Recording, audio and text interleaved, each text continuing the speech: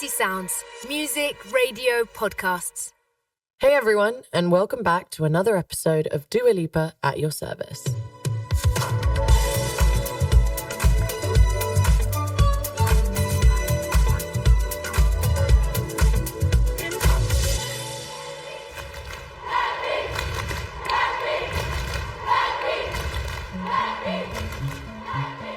If you know, you know. But in case you've been living without the internet for the last decade, let me talk to you about BLACKPINK for a second. They're one of the most successful groups of all time. I mean, their fandom's on the level of the Beatles. And they're made up of just the most lovely girls. Jennie, Jisoo, Rose, and Lisa. We have a song together, Kiss and Make Up, which I did because I'm a huge fan of theirs, and even joined them on stage in New Jersey for the first live performance of it.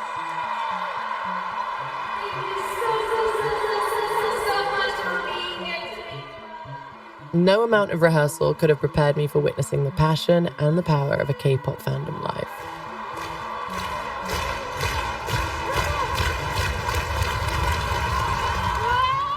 It's an energy and intensity that they have had to match night after night for the past 7 years. And it's a challenge Jennie and the rest of the girls have risen to each and every time. Their music is globally adored, and I love the way they've brought Korea to the world. As much as I love to travel, I also feel so firmly rooted in my Britishness and Kosovo-ness, if that's even a thing. And so today's guest, Jennie Kim, joined me for a very special conversation about bringing your culture to the stage. I really believe that showcasing your heritage and cultural identity can be such a powerful tool in not just music, but in all walks of life. I was so excited to learn from Jennie's experience and share her journey with all of you. Jennie and I have become friends since that show in New Jersey, and I just adore her, which is why I invited her to join me on this week's episode for what is in fact her first ever podcast interview. Let's dive in with this week's very special guest, BLACKPINK's Jennie Kim. Jennie, how you doing? I'm doing very good. I'm very excited for this. I'm so happy you said yes to doing this with me. Only because it's you. I am literally shaking right now. This is my first ever podcast, any kind of thing like this. So well, I feel very honored. No, thank you for having me. Okay, so Jennie, since this episode is all about bringing your culture to the world, I'd love to start by asking you, what are some of your earliest Korean and Kiwi cultural memories? So I moved to New Zealand when I was 10, and I really jumped in without knowing what to expect. The only thing I could say when I went to New Zealand was, "Hi, my name is Jennie." But the scary part is I adjusted to my lifestyle there within the 6 months. I was just so happy to just be around nature and have a different educational life than I had back in Korea. But what's also fun was I stayed at a Korean homestay. So I also had a Korean culture around me all the time while I was living there. And I would always listen to Korean music, watch Korean movies. So I was in between like that Western culture and having the Korean culture around me. So I had a good both side while I was growing up, I think. Yeah, that's really cool. I mean, I was reading some articles about how quickly you adapted into your life in New Zealand. Like your mum would call you on the phone and you'd be like, "Oh no, I'm completely settled. I'm going trampolining and I'm off." And you were very like confident and independent from a very young age. And I think that's really cool that you were able to also keep both, you know, your Korean culture at home, even in New Zealand, and then to have this new experience. And I know your stories, I guess, a bit similar to mine because I grew up back and forth between London and Kosovo, and you grew up back and forth between South Korea and New Zealand. How do you think you were able to navigate both worlds at such a young age? Like, did you feel like you struggled to fit in? Like, were you able to, you know, have that really kind of authentic experience in both places and make that work for you? When it comes to the adapting part, I really want to thank my mom in this. I feel like I should explain this too. So my name is Jennie in Korean too, which is very rare because I don't have a separate Korean name. Jennie is an English name that's just written in Korean. So now that I think back, I think my mom always had this wish that I would experience not just my culture and my country back home, but also like travel the world and be that person who is free everywhere I go. Like when I was in my kindergarten, like when I was 7, 8, that's when my mom always taught me about how big the world is and that it's not just where I am right now, but that whole world is Like so big, Yeah. it goes around. Yeah. yeah. So yeah, my mom always wanted me to have that in my life, and luckily I was just able to enjoy what was in front of my eyes, I think. And I was lucky enough to meet great friends when I was in New Zealand who introduced me to their world, and I think it was a blessing that I had, if I look back at it. That's amazing.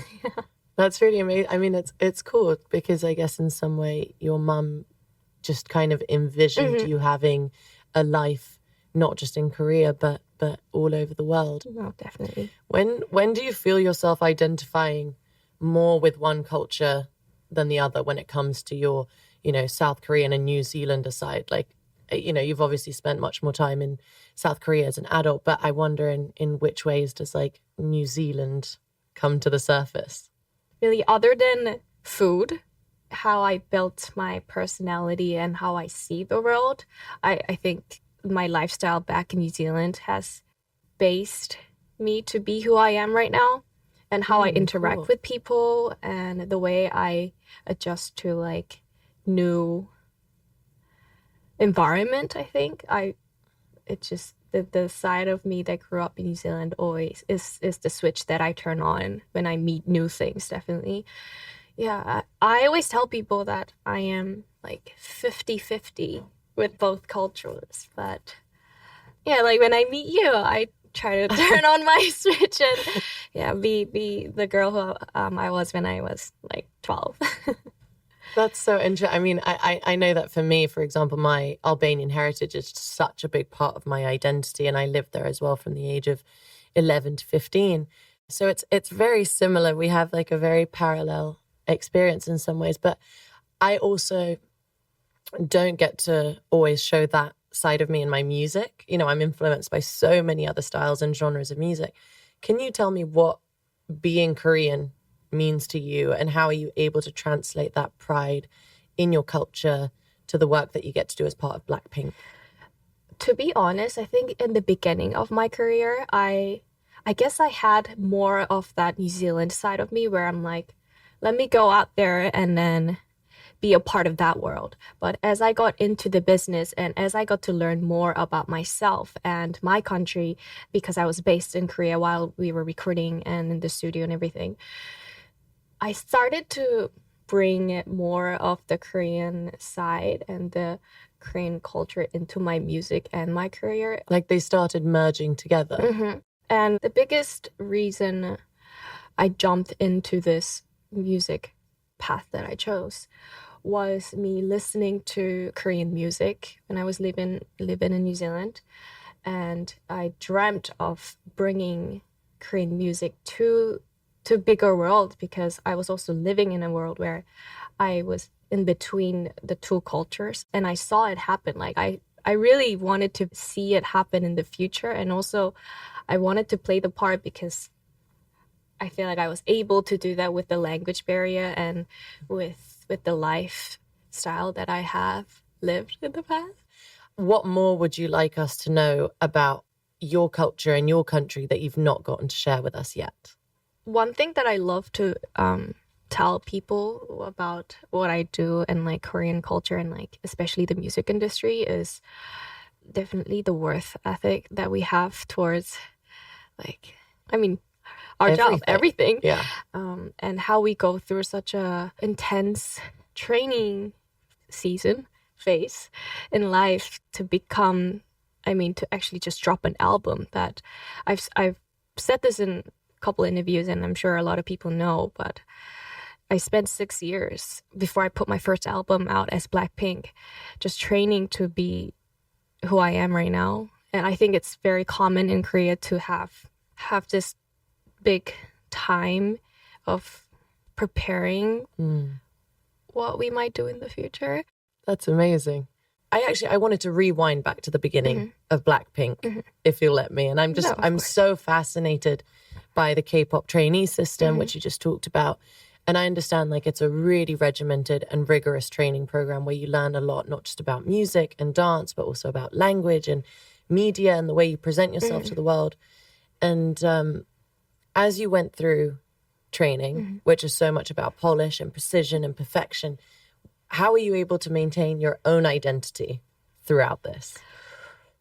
I've actually never really broken down how I did it, but the people who knew the importance of keeping their own identity and character within the training system are the people that are in the group right now. Like a lot of people got lost in the way because we were so focused to satisfy the people that we were working with, but we weren't sure who we were doing it for and how it can identify us in the future, because it's literally years of training. It's not just a couple of hours. So you get really drawn into the lifestyle that they put us in. And I think the girls and I were, I don't know if is it too controversial to say this? I don't know. I'm like, no, I don't think so. Yeah. So it's like survival of the fittest. Yeah. The girls and I try to find our own voice and character, and whilst we had like 30 other people training with us, and I guess our labels saw us trying and saw something really, really special. I mean, I guess the same goes for like actors and, you know, musicians and people that go into like big auditions to get cast for different things. But it's true. It's like the ones who remain, you know, who manage to stay really strong and withhold their identity while at the same time being really good at learning. I think that's how you get chosen, right? I guess so. And so BLACKPINK records their demos in English first before translating them to Korean. And I know you also record most of your songs in Japanese too? Before we put out that Japanese version album, we used to, actually not anymore, but we used to record the whole main few songs in Japanese, and that was an experience. Okay, cool. And so then in the trainee days, you know, you also learned different dance styles from all around the world too, like hip hop and salsa and ballet. I mean, you must have such a incredible cultural education. Like, what were some of your favorite inspirations from those trainee days that inspired you and shaped you and the group today? The variety of different vocal styles that we approached, like we got to experience, was definitely something that helped me throughout the way. But the good thing about the label that I was under was not only they wanted us to be able to sing in Korean, but we would cover so many pop songs as a trainee. So by the time we had to record our actual song for BLACKPINK, we were able to like play around the language, play around like the rhythm and like all sorts of things that affect the music with the cultural difference, I think. And like some of the things, I don't know which influenced me the most, but some of the things that I struggled the most that I could tell you right now. Does that work too? Yeah, of course. We did a lot of like crumping and like popping, like as a genre of dance. And let me tell you this, I am not the best crumper and popping person in the world. Well, you can't be perfect at everything. But listen. Yeah, but it was, you know, but also learning something that you're not good at helps you to find what your, you know, like what your main genre is when it comes to dance and vocals. So yeah, I have to say, just trying out all sorts of different things has pinpointed to become who I am, I think. Yeah. I mean, you put it so beautifully, and I think that's really important for everyone listening, is to know that it's okay to try things, and even if you're not good at them, it will lead you to the place where you're evidently supposed to be. That's what I wanted to say right now. So I think that's amazing. Yeah, you said it beautifully. And I know one of the reasons you became rapper, Jennie, is because you spoke English. So you got assigned like the rap parts in the cover songs portion of the trainee program. And you've obviously really grown into that rap role in BLACKPINK. I mean, it's something that the fans love you for. And now that it's part of your artistry, like what are some things that rap allows you to explore and communicate to the world? And what comes over you when you do the second verse rap in do do do do? You know, it's like watching you become an entirely different person. Actually, I've never really said this anywhere, but I've wanted to, and it's something to do with me rapping. Okay, so like you said, I've gotten into the whole idea of rapping because of the language that I was working with, and that's how I started. And back when I was a trainee, I thought like this is what I was supposed to do. And I got so into it. And by the time that we debut, in my head, I'm thinking I'm a rapper. Like, no, like just in my head, I'm gonna go out there and rap my ass. Yeah, cool. But the strange part was, like how you said before about finding your identity, like as a trainee too. So after our debut, we did like 6 songs where I would just rap, like seriously rap. And along the way, I kind of got confused because the more I did singing and music, I came to realize that there's a big side of me inside that I love to sing, just play with my vocals. But I actually never had the chance to really explore that as a trainee because I got told that I should be a rapper, you know? So there was a phase where I would hate to rap. Like I was like, this isn't me. Like this isn't the Jennie that I envisioned in my head. Like I don't think I'm a rapper. So there was definitely a burnout season. Is that how do you say it? Yeah, there was a moment of uncertainty. There was a moment where I was denying myself just because of the idea that I didn't pick this path that somebody else has picked for me. And then after taking some time off of work and listening to music in general, and then I actually looked back to the videos that I performed and when I was doing lives to like actually see myself enjoying rapping on stage. And that's the moment where I accepted the fact that that is a part of me, but there was a new side of me that hasn't been found within me that I have discovered. So yeah, right now I am lucky enough to have a choice to be a crazy rapper but also sing whenever I want to. So yeah, I would like to say it's a switch inside that just comes out of me. I'm surprised at myself when I rewatch some of the stuff that I did live. I'm like, whoa. It's so cool to see you like rediscovering so many aspects of yourself, you know, in the process. And, you know, on the Born Pink tour, your amazing fans, the Blinks, have noticed that you really love singing the song Tally. Oh, yeah. And, you know, that's a song which is about asserting your autonomy when there's a lot of pressure and demands on you. And, you know, as a fellow touring musician, when there's so much of our lives on the road, which can be like, wake up, tour, bus, sound check, quick snack, gym, stage, tour bus, sleep, you know. Exactly. And you do it all over again. You know, I can totally relate. But tell me, like, what does that song mean to you? And, like, what are some ways that you're able to assert yourself with such a regimented schedule in life?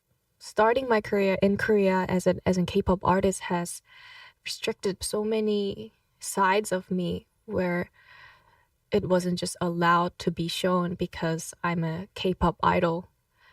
And I was scared, I think, also to express myself. And as things grew over time, I was able to express myself and people would see it as breaking the boundaries rather than she's doing something that she's not allowed to do, and being able to open a new chapter for people that are starting the business in Korea.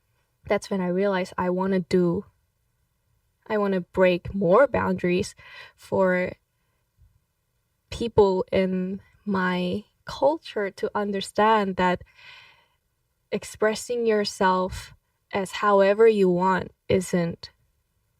there shouldn't be a standard. There shouldn't be a way to judge. Like there shouldn't be a reason to judge, and just see it as, oh, that's how that person expresses themselves. So I think the song Tally was, I think, one of the first songs that we actually say the F word in the song for us, I think. And at first, when I started performing the song, I couldn't even say it out loud. I was like, ooh, like, yeah, like Oh, no. I would kind of like move away from the mic. Yeah, yeah. and kind of be scared. Oh, like, what if people think this is like not right, you know? Yeah. And then more fans were loving the song, and I was connecting with Blinks. Like while I was on stage when I was singing that song, they were like, "Yeah, do your thing," and they were the ones who gave me my confidence and support to really enjoy the song. Yeah.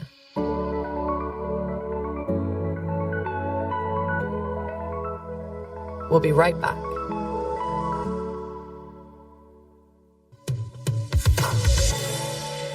So BLACKPINK is obviously a K-pop group, but you're incredibly multicultural with fans all over the world. And throughout your incredible career, you've stayed very true to your Korean culture, even as you've incorporated Western influence with your production and your lyrics. And I know, for instance, you know, the singles that you led the album with were not English language ones. You know, you could have kicked off a campaign with something like Ice Cream with Selena Gomez. You know, what are your conversations as a group that look like about not abandoning those K-pop and Korean roots when you've achieved such incredible success in places like America and Europe? By the way, Kiss and Makeup was our first ever collaboration with a foreign artist. I know it was.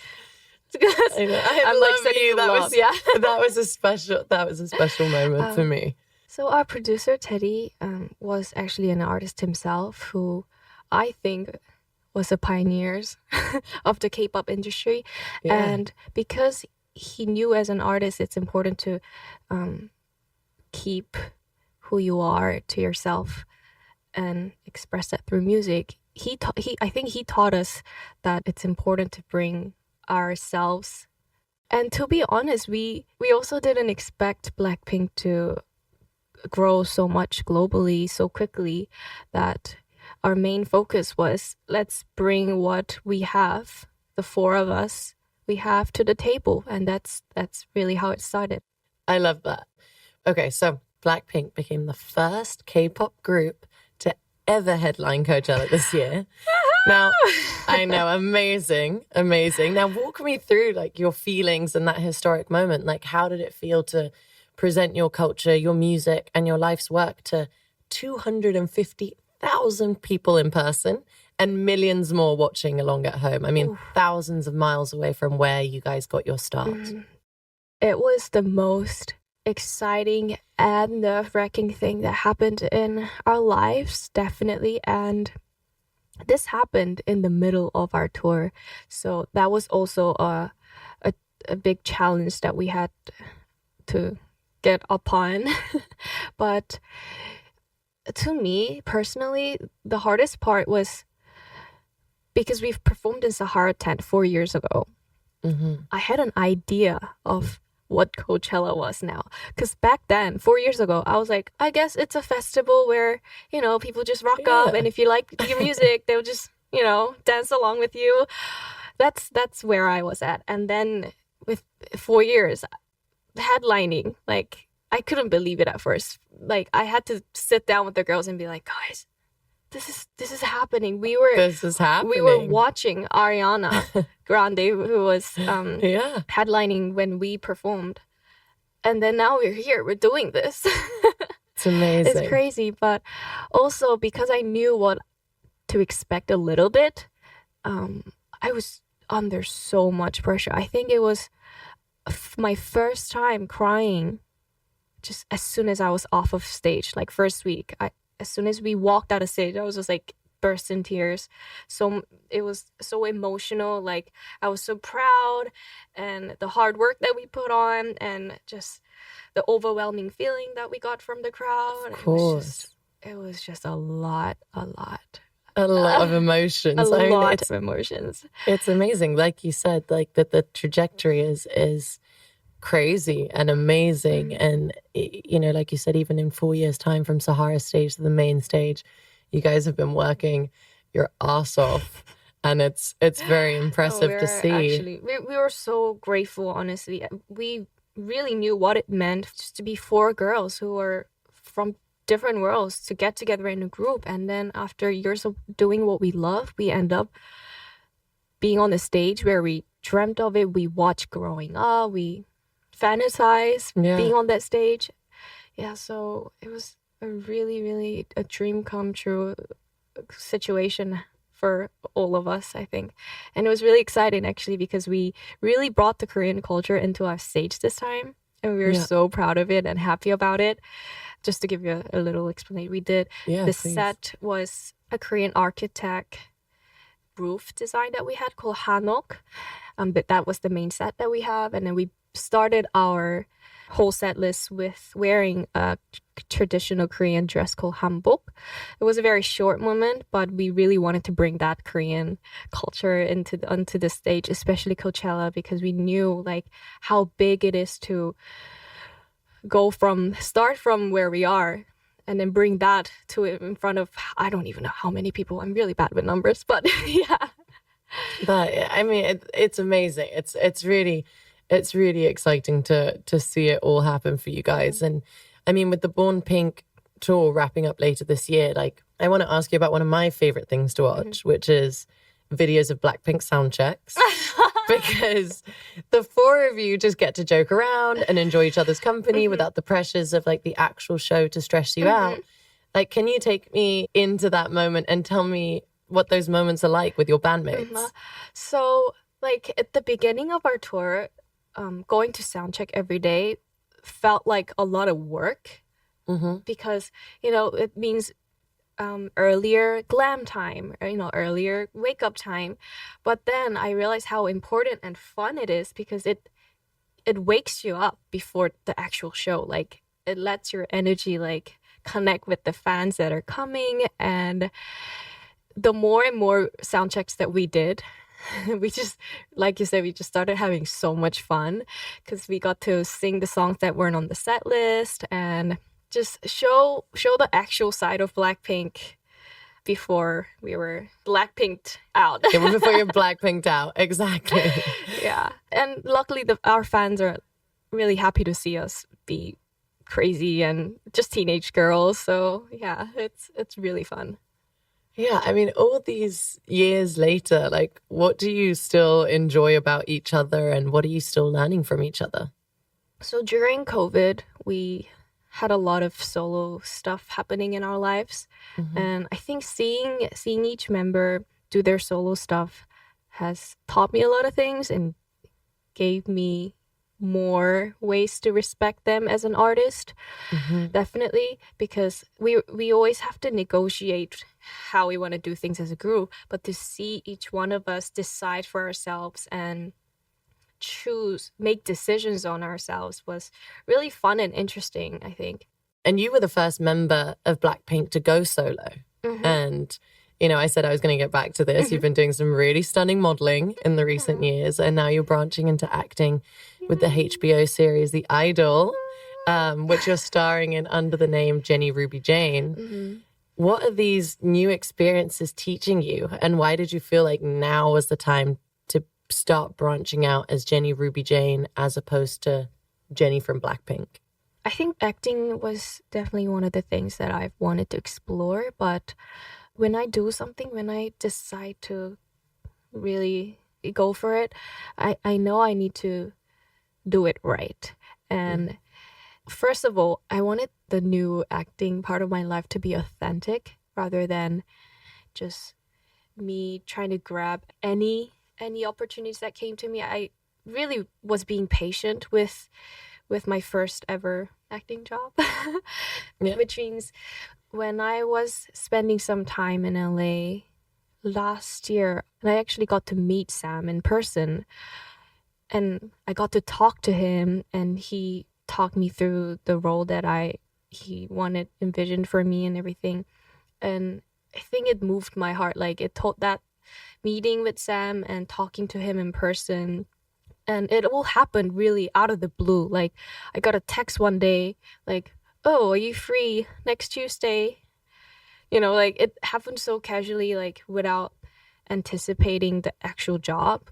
So it felt really, like, authentic and, like, real. It, like, moved me. Like, it gave me courage to believe that this was the right thing to do. I love that. As a K-pop superstar, you know, so much of your life is on constant display for your fans. Your days as a trainee were documented and broadcast, and today BLACKPINK can't even leave the airport without fans following. You know, you're able to share so much of yourself with the world and your fans, but you're also not able to share everything. Like, what are some ways that you have felt maybe misunderstood by people, and what are some things that you feel like you wish you'd been able to share or share differently if you were given the chance? Over the pandemic and even up to right now, I've learned to take care of my body, and I've learned a lot about myself with my health and how my muscles work, how bendy I am with my arms, with my, like, in every details that I've spent time. And it's all started because I would constantly hurt myself during performances and lives compared to other girls. And it was just a stressful thing in my life. I'm like, there we go. I fell again. Like, I tripped over again. And, like, I realized that even though I had the training days, that was more about I need to be good at dancing, not how do I keep myself safe and healthy while I'm, you know, doing this. So I feel like I've disappointed my fans at some point of my life where it seemed like I wasn't giving my best. But I haven't had the moment to say this, but I want to say that I did not know how to control my body and, like, use my body the way I should. And like, something like, I just don't do well in heels. You know, some people are amazing in heels. Me being, like, one of the shortest girl in the group, I cannot work with heels. My feet aren't built for heels. Even though I try, and, you know, sometimes when I'm feeling perfectly fine, like when my body's on it, like, it's fine. But yeah, when I'm, like, traveling so much and my body's all bloated and my feet are, like, so bloated, if I try to dance in heels, my stamina just goes really down because I know it's uncomfortable for me.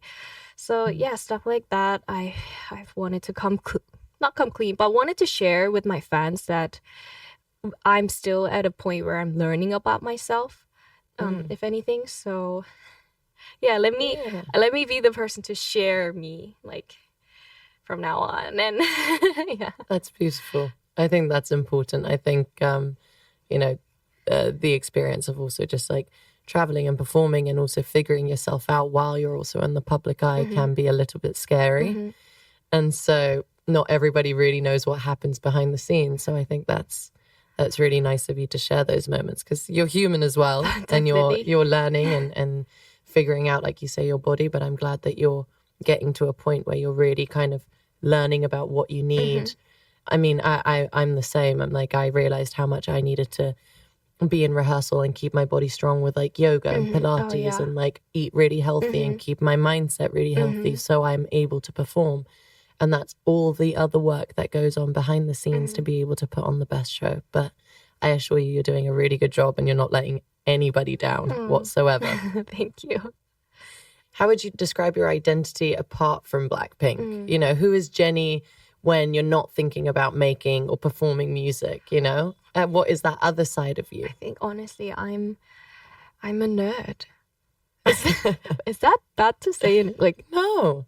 I truly believe I'm a nerd. Like, I love learning new things and, like, experimenting new things. Yeah. When I'm off of work, I would randomly go to a pottery class, go to learn French. Like, I just constantly like to throw myself under, like, this new environment, maybe because of how I grew up, but I just love to see myself, like, adjusting to the environment that I put myself in.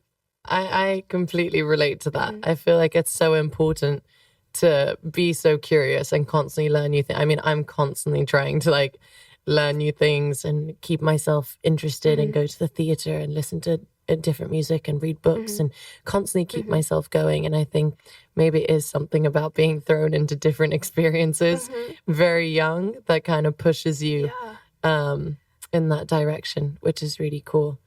Jennie, thank you so much. This has been so amazing having you. Oh my gosh, it was honestly my pleasure. I like to end my conversations by asking for some lists from my guests. And like you said, I know that you're super into Pilates and yoga, like I am. And because you're always on the road, what are 5 ways you like to get your body moving, even if you don't have a gym you can use?